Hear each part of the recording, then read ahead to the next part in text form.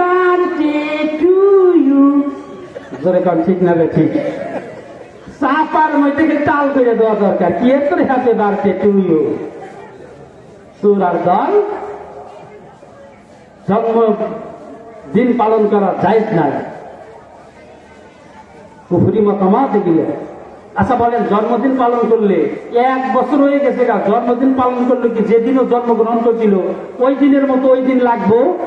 এই কথা বল না, লাগবো না। 16 বছর পর 16 বছর বাচ্চা হয় না। 16 বছর পর যেদিন হয়েছে, বাপে তো 3 রক্ত না খায় খুশি করে পড়িয়াছিল যে হাই হেরে পাইলাম কি। জোরে কাল ঠিক না রে ঠিক? আর 1 বছর পরে কি ওই আনন্দটা পাবে? এগুলো ইসলামে জায়েজ নেই, এগুলো ঠিক না। এরকম সব জায়গায় গুনাহকে মানুষ পছন্দ করে।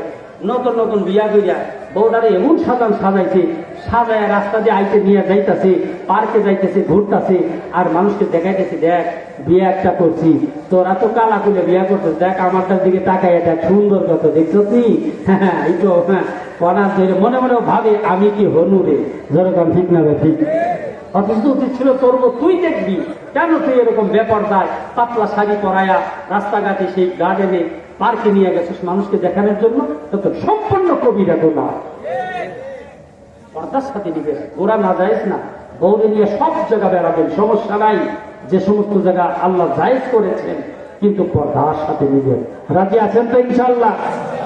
আল্লাহর হাবিব বলেন, ইউহিব্বুনাল জুনুবা ওয়া ইয়ানসাউনাত তাওবা।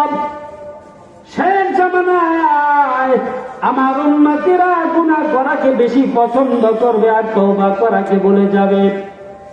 এরে আমার ভাইরা, তওবা